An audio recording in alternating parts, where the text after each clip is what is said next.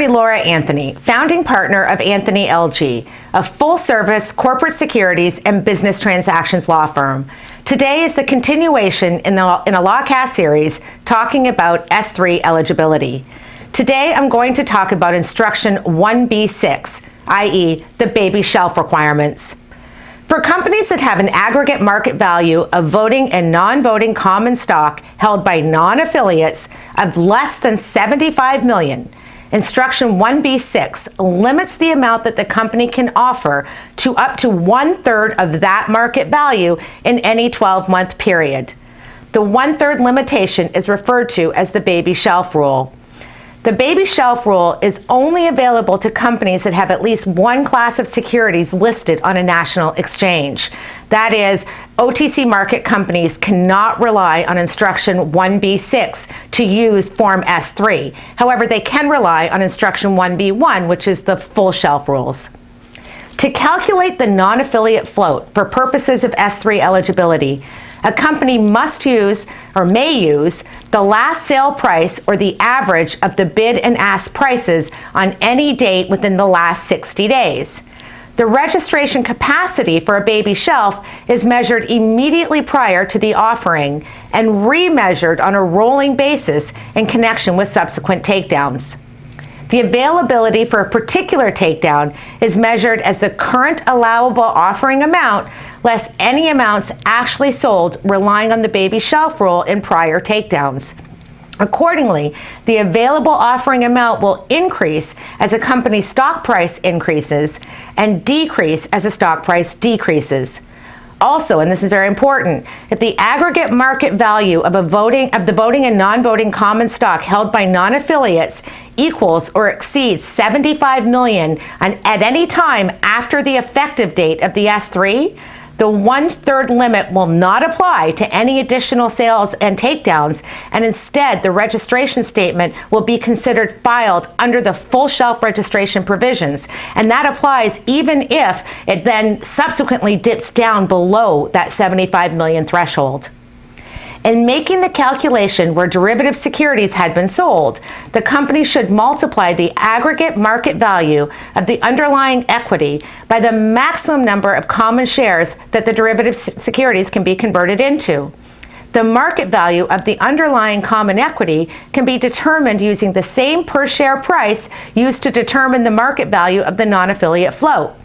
If the derivative securities have been converted or exercised, the aggregate market value of the underlying equity is calculated by multiplying the actual number of shares into which the securities were converted or received upon exercise by the market price of the shares on the date of conversion or exercise. To rely on this instruction to conduct an offering, the company cannot be a shell company and must not have been a shell company for at least 12 months prior to utilizing Form S-3. In addition, if the company had been a shell company at any time previously, it must have filed Form 10 information with the SEC at least 12 calendar months previously reflecting its status as no longer being a shell. And of course, it must be current in its reporting requirements, as all companies must, to use S-3. On November 2nd, 2016, the SEC issued a C&DI clarifying the calculation of the 1/3 limitation under the baby shelf rule. In particular, some companies were effecting an S-3 shelf takedown with an investor while simultaneously completing a private placement with the same investor and registering the private placement securities via a new resale S-3 registration statement. Although the shelf takedown was a primary direct issuance from the company and the resale registration filed on behalf of the selling shareholder was under a separate rule, the combined effect was the use of an S-3 for an amount in excess of the 75 million limitation. The workaround had become somewhat commonplace before the SEC issued the new C&DI in November 2016. And as such, the SEC clarified that it will no longer be allowed. The C&DI stated that, and I'm reading the question first and then the answer. The question is, an issuer with less than 75 million in public float is eligible to use Form S-3 for a primary offering in reliance on Instruction 1B6, which permits it to sell no more than 1/3 of its public float within a 12-month period.